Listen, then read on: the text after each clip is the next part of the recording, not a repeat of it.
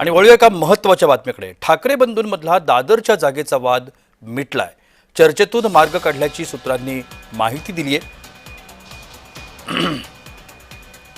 दादरमधील प्रभाग क्रमांक 192 आणि 194 मध्ये ठाकरेंचा गट आणि महाराष्ट्र नवनिर्माण सेना या दोन्ही पक्षांनी दावा केला होता। यामध्ये चर्चेनंतर मार्ग काढल्याची सूत्रांनी माहिती दिली आहे। त्यातला एक प्रभाग ठाकरेंची सेना त्या ठिकाणी त्यांचा उमेदवार असेल, तर एका प्रभागामध्ये महाराष्ट्र नवनिर्माण सेनेचा उमेदवार असणार आहे। प्रभाग क्रमांक 192 शिवसेनेकडे, तर प्रभाग क्रमांक 194 हा मनसेकडे जाणार असल्याचं देखील सूत्रांचं म्हणणं आहे। आपण या सगळ्या संदर्भात अधिक माहिती घेण्याचा प्रयत्न करूया। प्रतिनिधी महेंद्र जोईल आता माझ्यासोबत आहेत। महेंद्र, आणखीन एका जागेचा तिढा सुटलाय ठाकरे बंधू यांच्यामधला। मगाशी शिवडीबद्दल आपण माहिती सांगितली। आता दादरचे जे दोन प्रभाग आहेत त्यामधला देखील हा वाद मिटल्याचं कळतंय। दोन्ही जागांवरती उमेदवार उभे राहणार आहेत दोन्ही गटाचे। त्या संदर्भात अधिक माहिती काय?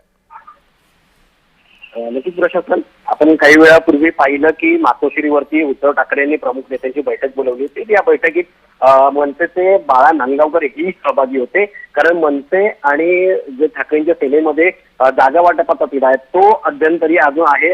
अजून काही जागांवरती ती चर्चा होते, मात्र शिवडी या जागावरती जो तिढा आहे तो तुटलेला पाहायला मिळतोय। ठाकरेंना 2 आणि मनसेला 1। तर आता दादर या ठिकाणचं जे दोन प्रभाग आहेत त्यामध्ये 192 आणि 194 या दोन प्रभागांमध्ये एक जी जागा आहे ती ठाकरेंना, तर दुसरी जागा आहे ती मनसेला। त्यामुळे या नंतर चर्चेनंतर मार्ग काढल्याची जी माहिती आहे ती सूत्रांकडून मिळते आणि 192 जे ते शिवसेना या ठिकाणी आपला उमेदवार म्हणजे ठाकरेंची शिवसेना उमेदवार उभा करेल, तर 194 ही मनसेचा उमेदवार उभा करणार आहेत। मात्र अजूनही अद्याप चर्चा चालू आहे। बाळा नांदगावकर हे या चर्चा करून जे ते मातोश्रीवरून निघालेले पाहायला मिळतात। अद्याप अजून काही बैठकीत चर्चा होते का हे पाहणं महत्त्वाचं असणार आहे। महेंद्र, आणखीन एक याच्यामध्ये सगळ्यात महत्त्वाची गोष्ट ती म्हणजे अधिकृत घोषणा या दोन्ही पक्षाची म्हणूया किंवा ठाकरे गट आणि महाराष्ट्र नवनिर्माण सेना यांच्या दोन्ही पक्षांची अधिकृत घोषणा, युतीची घोषणा, या सगळ्याची उत्सुकता आहे। तर साधारणतः कधीपर्यंत ही घोषणा होईल या संदर्भात काही माहिती मिळू शकली आहे? सर्वांचंच लक्ष लागून राहिलेलं या युतीकडे।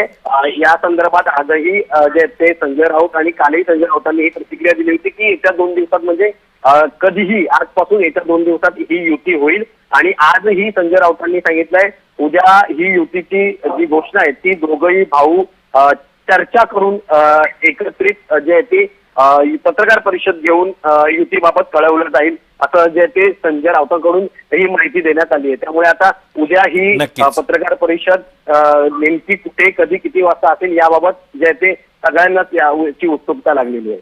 नक्कीच, धन्यवाद महेंद्र आपण दिलेल्या विस्तृत माहितीसाठी।